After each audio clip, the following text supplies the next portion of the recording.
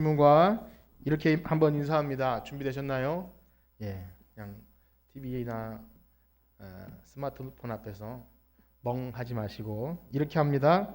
우리는 하나님의 백성입니다. 예, 우리는 우리는 하나님의 하나님의 백성입니다. 혼자 백성입니다. 예배 드리시는 분은 저 화면을 보시면서 하시면 되겠습니다. 감사합니다. 카메라를 보고 하는 것이 익숙치 않지만 여러분들은 재미있으시면 됩니다.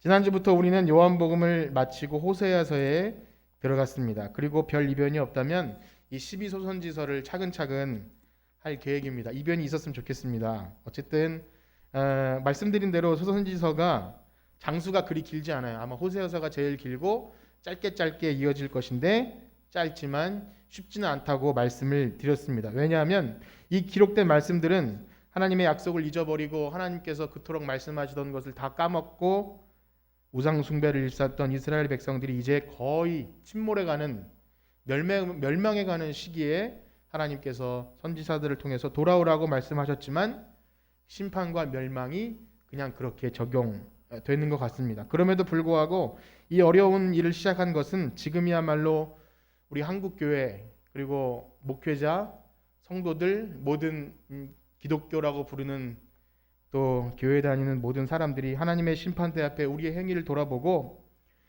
호세아 6장에 이런 말씀이 있습니다. 오라 우리가 여호와께로 돌아가자. 그가 우리를 찢으셨으나 낫게 하실 것이다. 그렇습니다. 하나님의 긍휼을 더욱 의지해야 될 그런 때인 줄 믿습니다. 바라기는 이 대면 예배도 잘 드리기 힘들고 정말 저는 성경 공부를 너무나 하고 싶거든요. 소모임 힘든 시기에 각자의 자리에서 함께 나누게 될 이 말씀을 개인적으로 미리 묵상하시는, 누가 하라고 시키지 않아도, 목사님이 모이자고 독촉하지 않아도 홀로 하나님을 대면하는 귀한 시간 되시길 간절히 축복합니다. 아마 이 비대면의 시기가 어떤 사람들에게는 신앙의 침착기가 될 수도 있지만 또 어떤 사람들에게는요 홀로 하나님을 더 깊이 대면하는 시간, 그래서 신앙이 더욱 회복되는 그런 시기가 될 수 있을 거라 그렇게 확신합니다. 지난주 말씀드린 바와 같이 호세아가 기록된 이 배경은요, 남유다 왕들은 우시야, 요담, 아하스, 히스기야. 이사야가 끝나고 이제 창세기에 들어갔죠. 매일 성경이 거기에 히스기야가 잠깐 등장했는데 그 시대가 그랬다는 거예요. 우시야, 요담, 아하스, 히스기야. 그 다음에 이 호세아는 남유다에서 활동한 게 아니라 북이스라엘에서 활동했는데 그 왕은 여로보암 2세.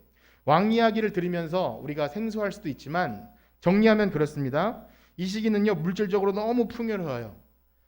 태평성대라고 할 수 있을 정도로 엄청 잘 먹고 잘 살던 시대였지만 그 속은 완전히 썩고 곪아 있었으니 그 이유는 여호와 하나님에 대한 신앙은 온데간데 없고 바알을 섬기듯이 하나님도 섬기고 바알도 섬기고 아세라도 섬기고 우리에게 물질적인 풍요만 줄 수 있다면 오케이, 그게 바로 하나님이야 했던 그런 음란한 시대였다는 거예요. 그래서 바로 이러한 시기에 하나님은요 아무도 알아주지 않던 한 사람 부엘리의 아들 호세아를 불러서 자기 백성 이스라엘에 대한 마음을 주신 거예요. 그 마음을, 예언자라는 뜻은 하나님 말씀을 받은 사람입니다.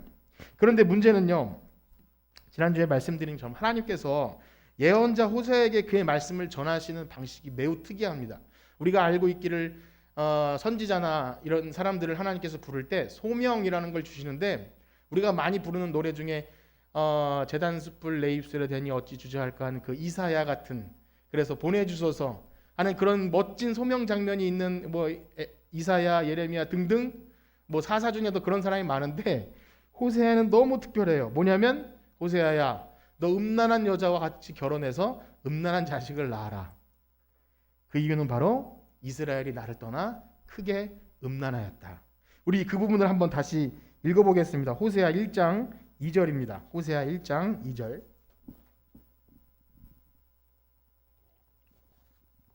시작. 여호와께서 호세아에게 말씀하실 때 여호와께서 호세아에게 이르시되 너는 가서 음란한 여자를 맞이하여 음란한 자식들을 낳으라. 이 나라가 여호와를 떠나 크게 음란함이니라. 아멘. 2절 맞죠? 예. 같이 읽어주시면 좋겠습니다. 화면이 안 나왔나요? 예. 호세아 1장만 할 테니까 거기만 펴놓으시면 같이 읽어주시면 좋을 것 같습니다. 자, 이 음란하다는 말이 호세아서에 이 짜나라고 하는 이 히브리어가 6번 이상 등장하고요. 그 다음에 이 말을 어근으로 해서 무려 한 14번 이상 등장해서 되게 많이 나와요. 이 음란이라는 단어가 제일 많이 등장하는 성경이 호세아서는 아닙니다. 에스겔서인데요. 에스겔서는 무려 47장까지 있고 방대한 분량이기 때문에 거기에 더 많이 나오지만 사실은 이 14장까지밖에 없는 호세아서에 한 20번 이상 나온다는 것은 이 큰 주제가 바로 음란이라는 것입니다. 그렇지만 우리가 이 음란이라는 단어, 이스라엘이 음란했다라는 단어를 가지고 말할 때 이스라엘이 성적으로 문란했구나, 성적인 범죄가 많았구나, 이런 말을 하는 것은 아니라는 거예요. 그러니까 마치 우리가 역사를 배우면요, 로마가 멸망하는 원인들에 대해 이야기할 때 성적인 타락을 이야기하기도 합니다. 여러 가지 멸망 원인이 있지만, 그리고 오늘날 우리가 이 세대를 말할 때 요즘에 성적으로 굉장히 타락했다 이런 말을 하지 않습니까?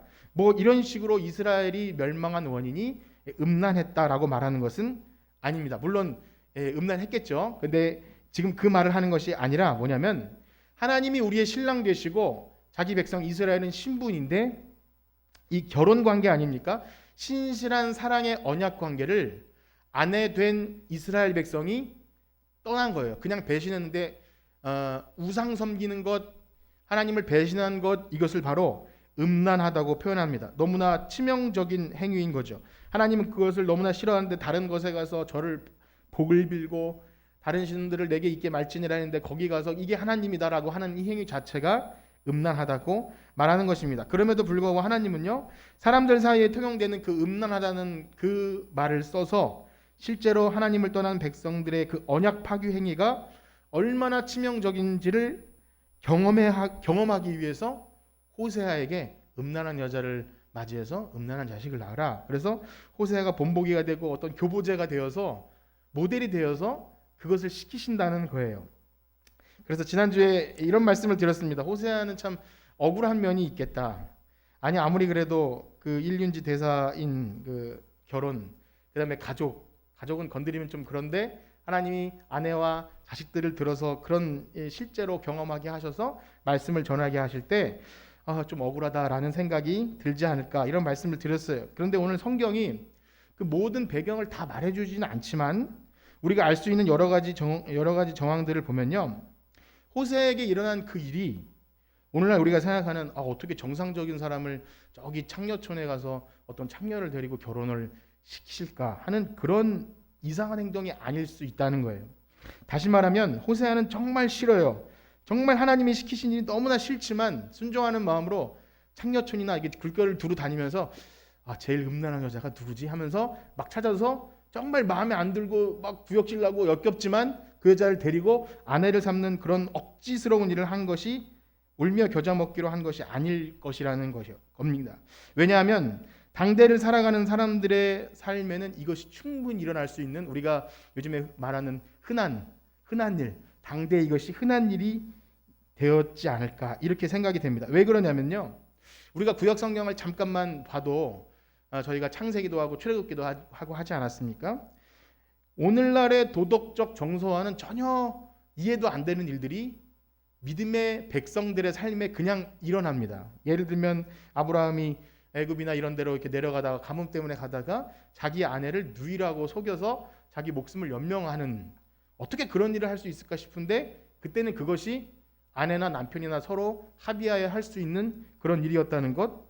그 아들 이삭도 그랬죠. 또 그 대를 타고 내려오다 보면 이번 주 본문이었는데 그 야곱의 아들 12아들 중에 유다가 자기 아내가 죽고 얼마 지나지 않아서 추수 때가 되어서 이 창녀에게로 갑니다.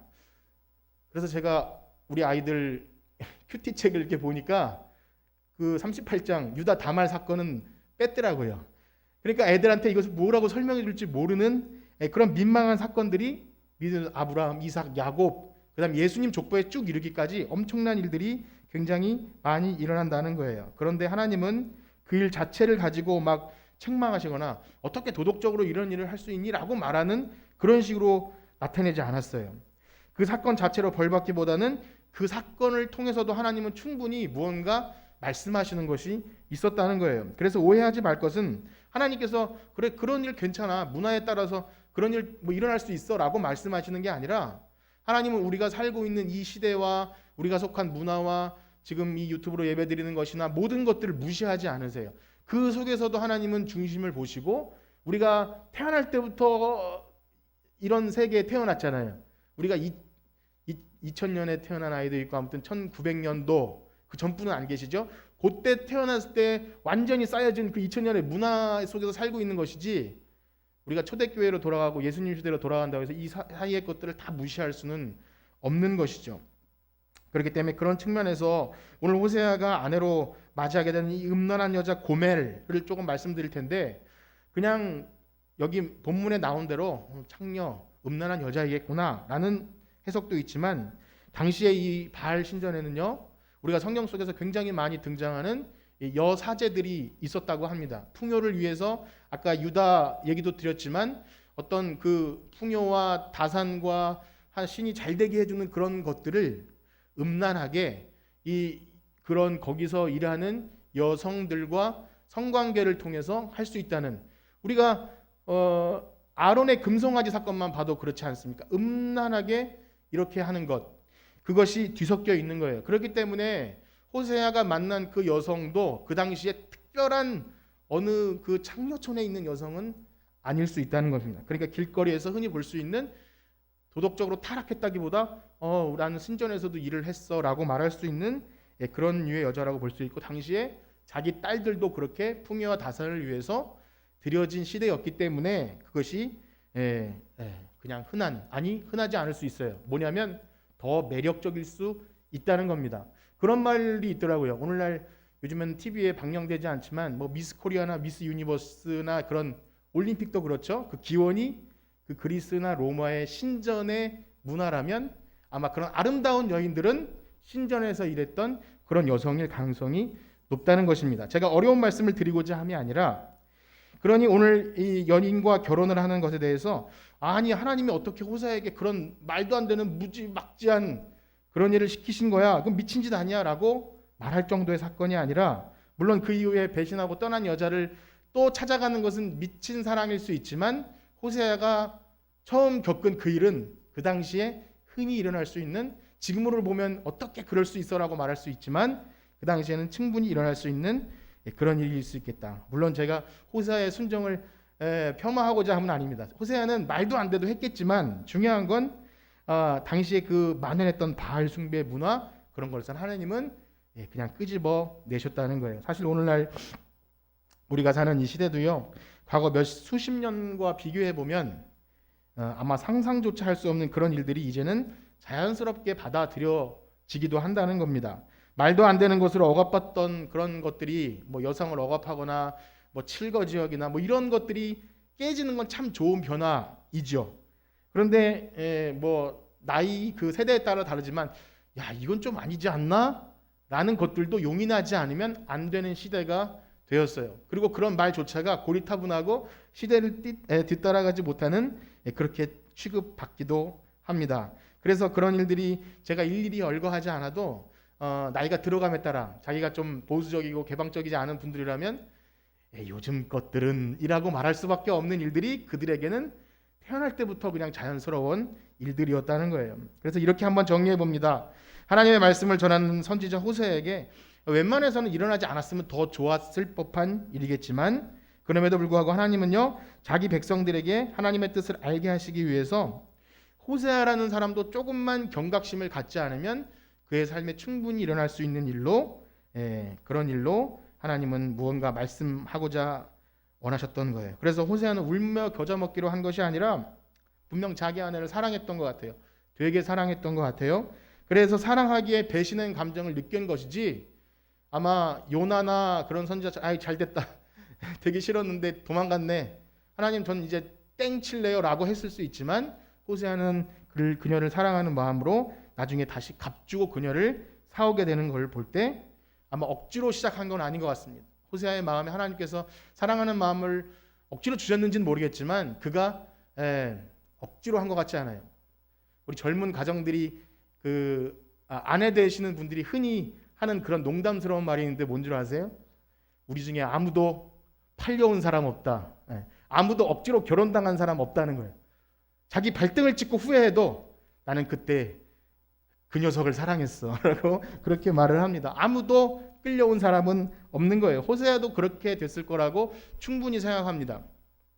그렇습니다. 오늘날 우리 교회 다니든지 다니지 않든지 사회에 만연해 있는 죄악으로 뒤틀려진 문화 속에서 우리는 사랑하며 고통받습니다. 신자들도 그 고통을 피해갈 수 없습니다. 그러니 하나님은요, 그런 일들을 통해서 그들을 알지도 못하는 사이에 하나님을 떠나 우상을 섬길 수밖에 없는, 그래서 그것이 자기도 모르게 가정 속에 들어오고 자기의 자녀들에게 들어오고 걷잡을 수 없이 잠식당할 수밖에 없는 이 우상 숭배의 문화의 현실을 그대로 드러내시길 원하셨던 거예요. 호세아만 고고하게 거룩하게 해서 전하게 하신 것이 아니라 그 문화 속으로 들어가게 하셨다는 생각이 듭니다. 그래서 이렇게 생각합니다. 지금 호세아가 처한 상황이 진짜 어떻게 저럴 수 있나 싶지만, 여러분, 우리가 오늘 살아가는 이 시대에도 태어날 때부터 자연스럽게 받아들였던 그 문화가, 여러 가지 것들이 하나님의 보시기에 악한 것이 얼마나 많이 있겠습니까? 이따가 말씀드리겠지만 하나님의 긍휼하심이 아니면 그 누구도 하나님 앞에 내가 옳다, 정의다, 이것이 하나님의 뜻이다라고 그렇게 말할 사람이 얼마나 되겠느냐는 것입니다. 우리도 모르는 사이에 혼합되어 있고 이게 거룩한 교회의 어떤 전통이라고 말하는 거지만 사실 우상숭배 문화들이 많이 들어와 있음을 신학자가 아니더라도 우리는 많이 발견할 수 있습니다.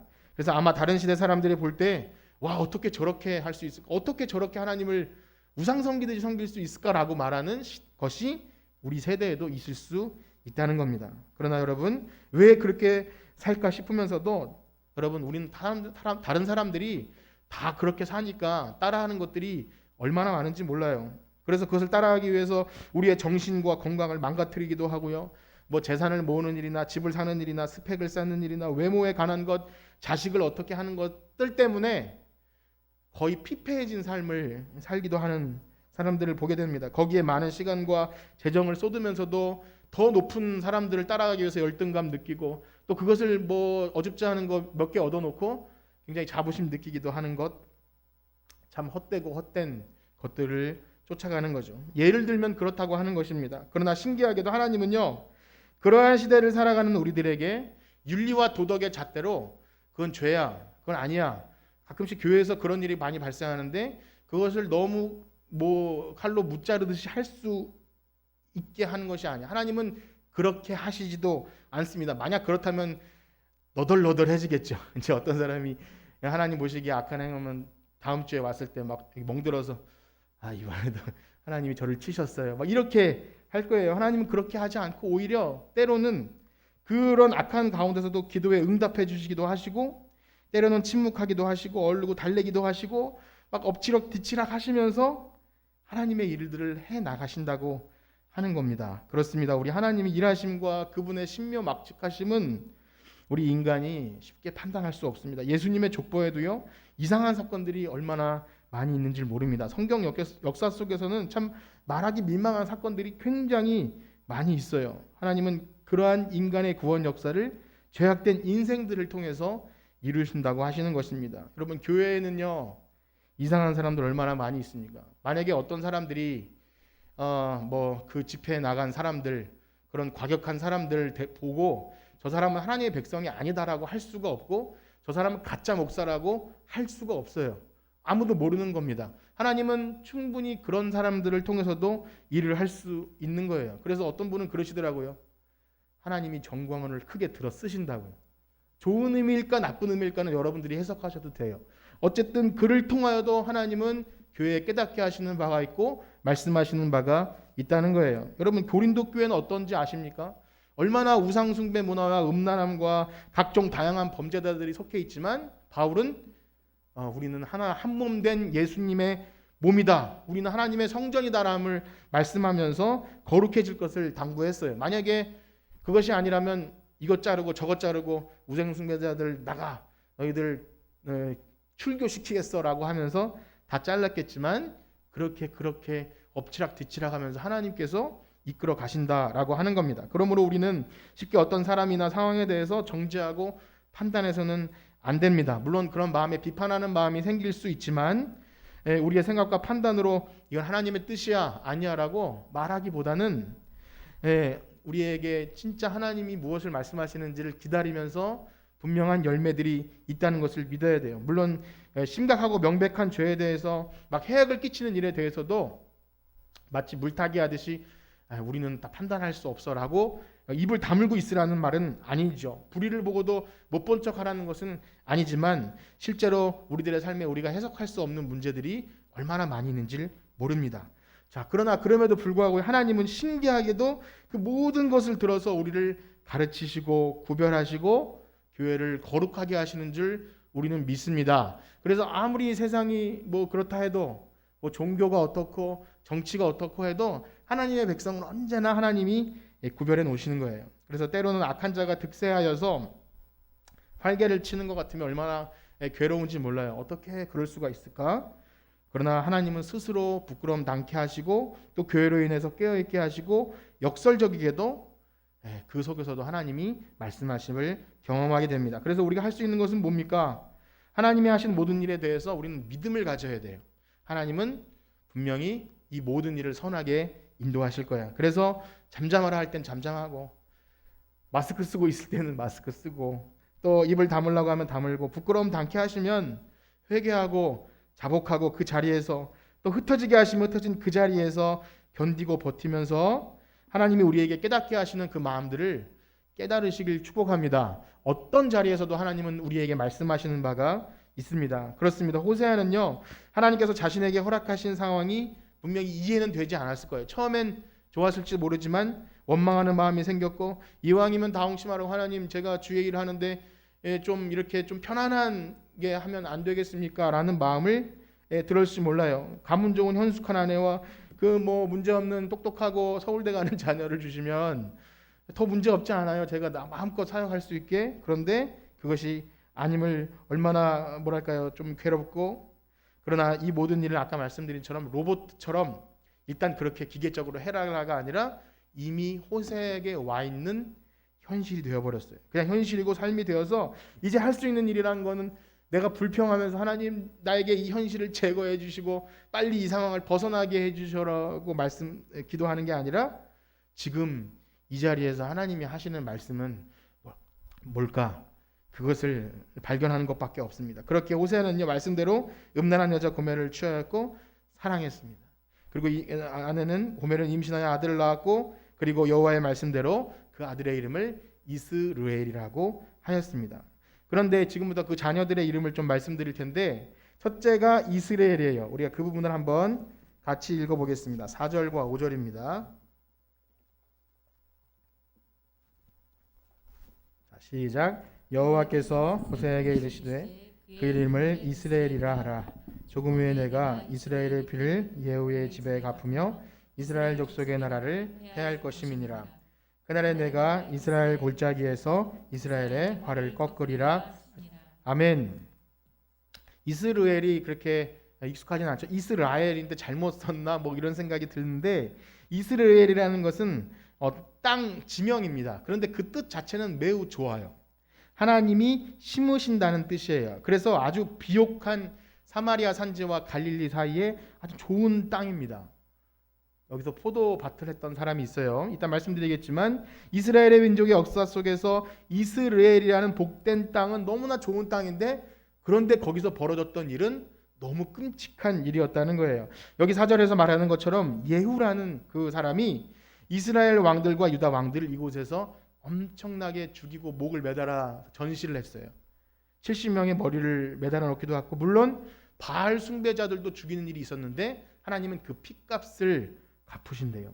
그러니까 뭔가 하나님이 보복하시겠다 이런 메시지죠. 또한 악하기로 유명한 우리가 성경에서 가장 악한 왕비하면 누가 있죠?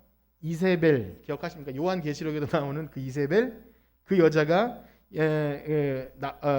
죽은 끔찍하게 죽은 그런 땅이에요. 그리고 그 땅은요 아까 전에 말씀드렸지만 너무나 좋아서 포도밭이 되게 잘 되니까 아합 왕이 저 포도밭 나봇이라는 사람의 포도밭 빼앗으려고 하다가 나봇을 죽여버렸던 그런 끔찍한 사건들이 얼버무려져 있는 땅입니다. 그러니까 그 아들의 이름을 이스라엘이라고 짓는다는 것은 오늘날 끔찍한 역사가 있었던 히로시마, 체르노빌 같은 원자 폭탄이 떨어졌던 그런 땅을 가지고 그 아들의 이름을 짓는 것이나 마찬가지예요. 이럴 수 있죠. 아이고, 하나님 또 이름을 어떻게 이렇게 지으라고 하셔요. 정말 이럴 수 어떻게 이러시는 것입니까? 근데요, 딸을 또 낳게 하시는데 딸의 이름도 가관입니다. 우리 6절 말씀 한번 읽어볼까요? 호세아서 1장 6절입니다. 시작. 고멜이 또 임신하여 딸을 낳음에 여호와께서 호세아에게 이르시되 그 이름을 로루하마라 하라. 내가 다시는 이스라엘 족속을 긍휼히 여겨서 용서하지 않을 것임이니라. 딸을 낳았는데 그 아이 이름을 로루하마라고 하십니다. 히브리어에서 앞에 로자가 붙으면 부정 의미를 나타내는 접두사가 되어서 노 같은 의미예요. 로. 그래서 여기 루하마는 긍휼히 여김을 나는 뜻인데 로자가 붙었으니까 뭐예요? 긍휼히 여김을 받지 못한다는 그런 이름을.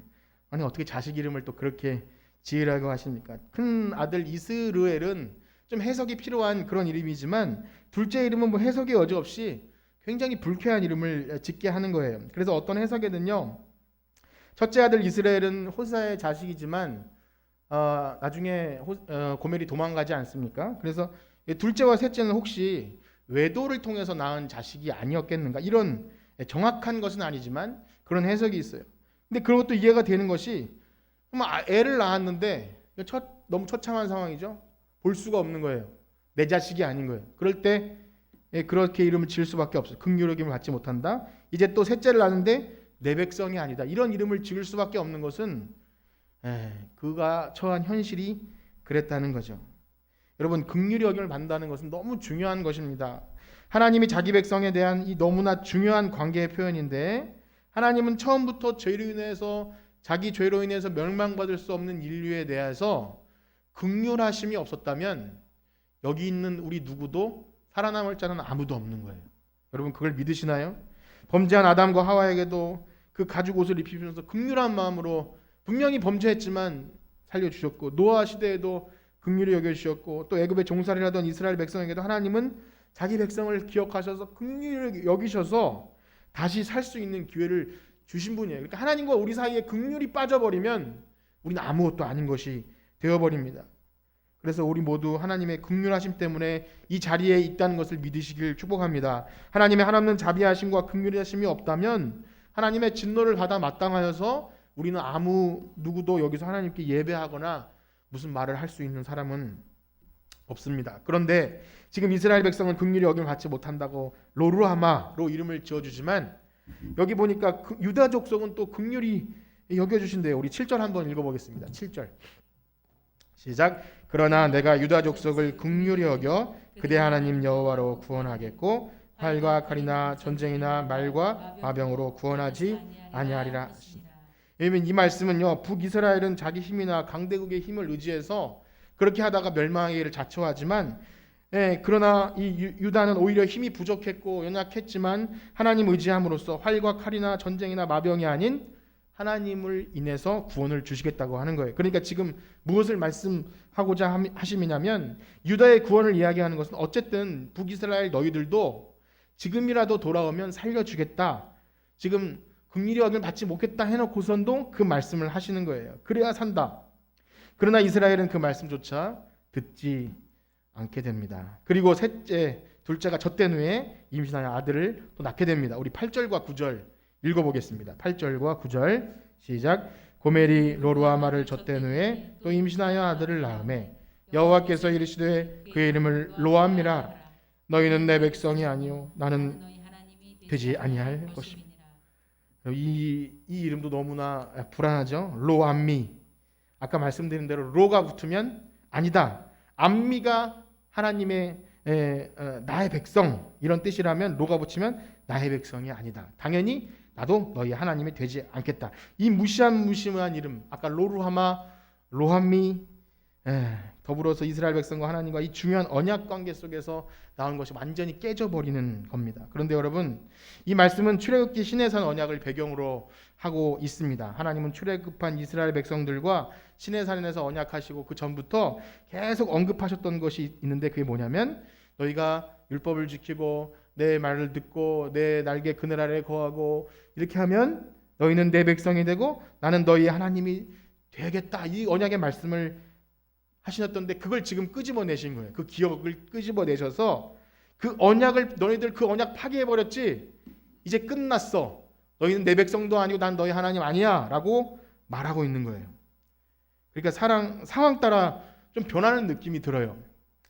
자, 여러분 잘 들으셔야 돼요. 그런데 여러분, 하나님이 자기 백성에게 하시는 이 언약에 대해서 우리가 정확히 알아두셔야 할 게 있습니다. 그게 뭐냐면 구약 성경에서 우리가 가장 약속을 많이 받았던 사람이라면 누가 있죠? 아브라함이 있을 거예요. 믿음의 조상 아브라함. 하나님이 아브라함을 부르셔놓고 몇 차례 계속해서 약속을 해주시는데 막 쪼갠 고기 사이로 지나가시면서 언약해 주시고 그 다음에 내가 너의 자녀를 하늘의 별처럼 바다의 모래처럼 너를 창대하게 해주고 내 이름을 아주 높여주고 막 약속을 다 해주잖아요. 그러면 하나님이 아브라함과 어떤 동등한 관계에서 쌍무적인 계약을 통해서 네가 뭘 어떻게 잘하면 내가 해줄게 이런 것 같잖아요. 사실은 아브라함은 한 게 아무것도 없이 하나님이 이렇게 해주신다고 하면 아브라함이 여호와를 믿으니 하나님이 이것을 그의 의로 여기시사 이렇게 나가요. 뭐냐면 아브라함은 하나도 한 것이 없이 그냥 아멘 하면 하나님이 그 약속을 신실하게 이루어 주시겠다는 거예요. 그 다음에 아브라함이 약속을 잊어버리고 막 이스마엘도 낳고 뒤죽박죽 하지만 하나님은 그 약속을 신실하게 이루어 가셨죠. 역시 그렇기 때문에 이스라엘 백성이 이제 이 출애굽하에서 그 애굽에 들어갔다가 나오는 그 400년 사건도 하나님이 이미 아브라함에게 다 약속을 해 주시고 나올 때 그 이유들에 대해 또 이렇게 말씀하셔요. 우리가 출애굽기 좀 기억을 더듬어 보면서 한번 읽어보기 원하는데요. 출애굽기 2장 24절과 25절입니다. 자, 시작. 하나님이 그들의 고통 소리를 들으시고 하나님이 아브라함과 이삭과 야곱에게 세운 그의 언약을 기억하사 하나님이 이스라엘 자손을 돌보셨고 하나님이 그들을 기억하셨더라. 아멘.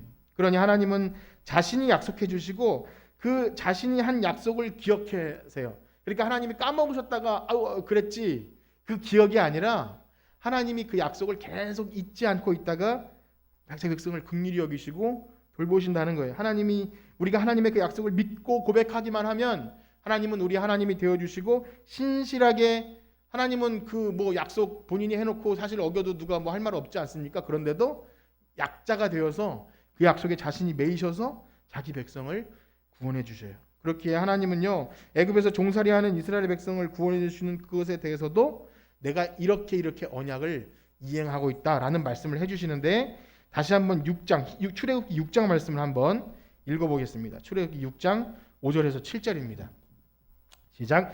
이제 애굽 사람이 종으로 삼은 이스라엘 자손의 신음소리를 내가 듣고 나의 언약을 기억하노라.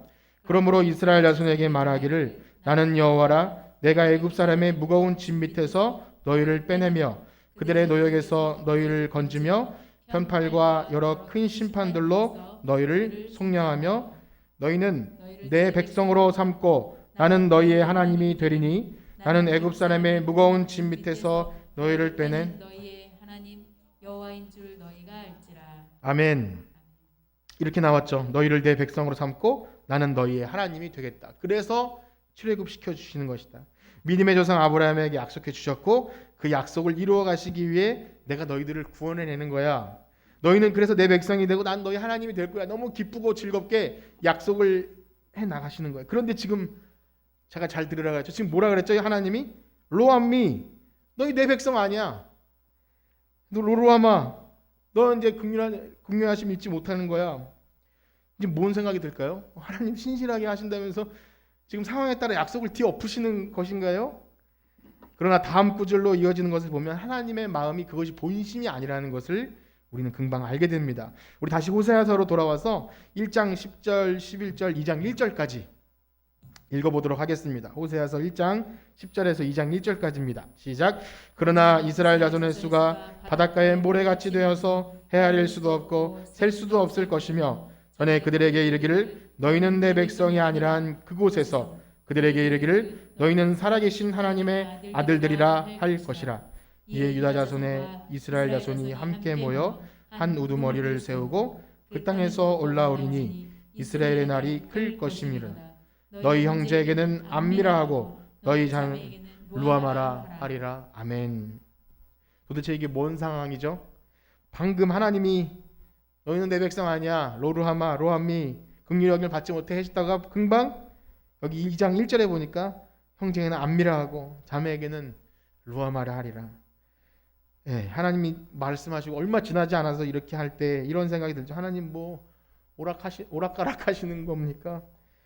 예, 그리고 너희 이 형제에게는 암미 내 백성이고 자매에게는 루아마라 할 것이다.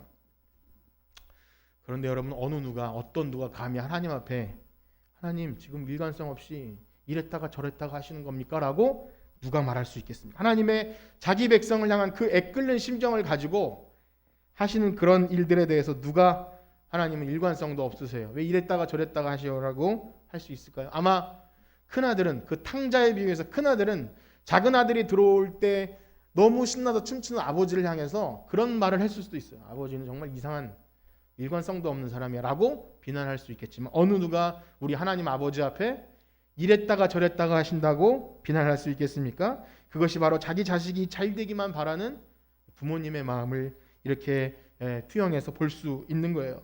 그래서 예전에는 그런 말 많이 했다 그러죠. 너 호적에서 파버릴 거야 이런 말. 그리고 나가, 너 같은 자식 필요 없어, 나가라고 했다가 애가 진짜 나가면 어떻게 되죠? 진짜 어디 간 거지 하면서, 저도 그런 기억이 있어요. 엄마가 애노기를 쫓아냈는데 안 보여서 CCTV를 다 뒤져보면서 얘가 어디가 있지, 교회 구석이 많잖아요. 그래서 방송실 어느 한 구석에 서 있던 것을 발견한 적이 있는데, 나가라고 해놓고 전전긍긍하는 것은 애가 아니고 엄마 아빠였겠죠. 그리고 아이들을 아무리 혼내도 애는 뭐 그렇다 쳐도 때리는 엄마 아빠가 더 마음이 아픈 것은 부모 마음. 물론 하나님께서 우리 불완전한 부모 같지는 않으시겠죠.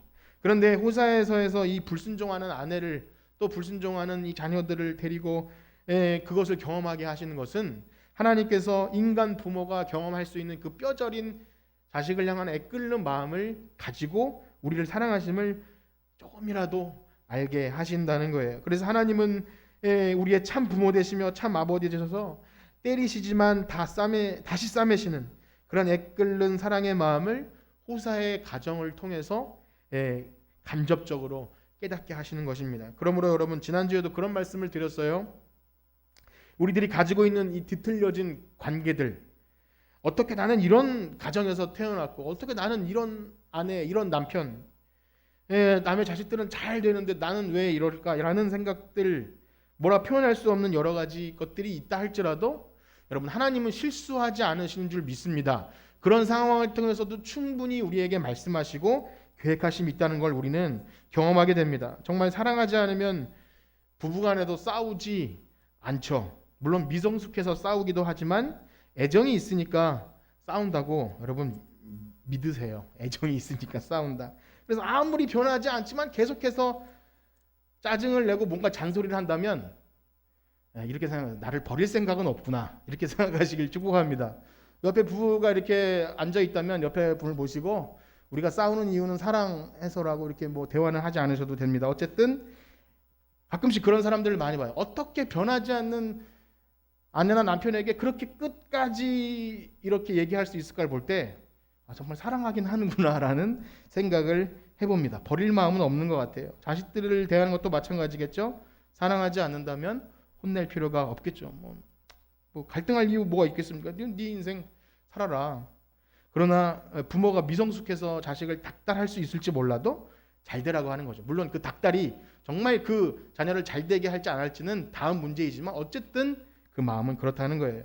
그리고 화가 나면 좀 반어적인 표현을 많이 쓰는데 저는 별로 그거 싫지만 저도 쓰게 되는데, 장난스럽게 할 땐 이해가 되지만 진짜 화난 상태로 야, 너 이제 그거 하지 마. 너 이제 잠 자지 마. 너 어린이집 가지 마. 그 자정은 너 씻지도 말고 너 이제 치카치카도 하지 마. 그렇게 하는데 하라고 하는 얘기 애들은 다 해요. 그 말을 다 알아들어요. 근데 그 말을 저도 안 했으면 좋겠는데 합니다. 근데 보니까 하나님이 하신 거예요. 이랬다가 저랬다가 하신 거예요. 그 마음속에 미성숙함이, 하나님 미성숙하세요라고 말할 수 없는 것은 우리도 그 마음이 어떤 마음인지 알기 때문입니다. 오늘 말씀을 마무리하면서 역시 지난주처럼 한 주간 여러분 살아가시면서 우리 삶에 적용할 것들을 말씀드리고 마치도록 하겠습니다. 오늘도 말씀을 통하여서 우리에게 끊임없이 잔소리하신 하나님 아버지의 마음을 여러분 알아들이길 축복합니다. 우리를 사랑하셔서 우리를 절대 놓지 않으시고 끝까지 쫓아오세요. 집착이 아니라 우리를 너무나 사랑하시는 거예요. 그래서 하나님께서 호세아의 자녀들의 이름을 통해서 로루아마라, 긍휼히 여기지 않겠다. 또 로합니다. 내 백성이 아니다 해놓고서 또 얼마 가지 않아? 루아마라 하리라, 안미라 하라. 내가 긍휼히 여겨주고 내 백성이 될 테니까 돌아오기만 해. 그렇게 하시는 이유가 뭘까요? 우리 10절을 다시 한번 읽어보겠습니다. 10절 시작. 그러나 이스라엘 자손수가 바닷가에 모래같이 되어서 헤아릴 수도 없고 셀 수도 없을 것이며 전에 그들에게 이르기를 너희는 내 백성이 아니라 한 그곳에서 그들에게 이르기를 너희는 살아계신 하나님의 아들들이라 할 것이라. 아멘. 그 이유가 뭡니까? 죽은 하나님이 아니라 살아계신 하나님의 아들임을 알게 하긴 거예요. 뭐예요?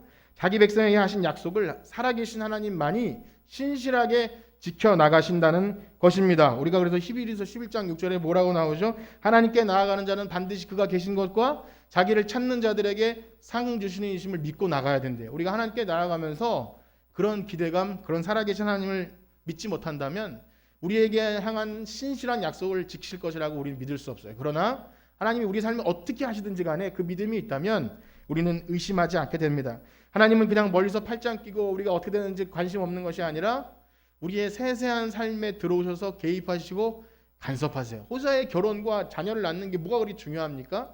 그러나 하나님이 그것을 계획하셨다면 오늘날 우리가 살아가는 인생 속에서 불평할 수밖에 없는, 그래서 하나님 저에게 왜 이런 상황을 주셨나요? 라고 할 수 있는 그 상황도 하나님이 개입하심을 믿고 그 상황을 통해서 하나님이 하나님께 돌아가고 상처를 낫게 해주실 것이고 싸매 주시는 하나님의 음성에 응답하는 여러분들 되시길 축복합니다. 우리 이제 찬양을 하고 마칠 텐데 미리 호세아 6장 1절 말씀을 한번 읽고 우리 이 찬양을 하겠습니다. 호세아 6장 1절입니다. 시작. 오라 우리가 여호와께 돌아가자. 여호와께서 우리를 찌셨으나 도로 낳게 하실 것이요 우리를 치셨으나 싸매어 주실 것이라. 아멘. 오늘 들으신 말씀 기억하면서 아바 아버지, 아바 아버지, 나를 안으시고 바라보시는 아바 아버지, 우리 그 하나님 아버지 되심을 찬양하고 우리 기도하고 마치도록 하겠습니다.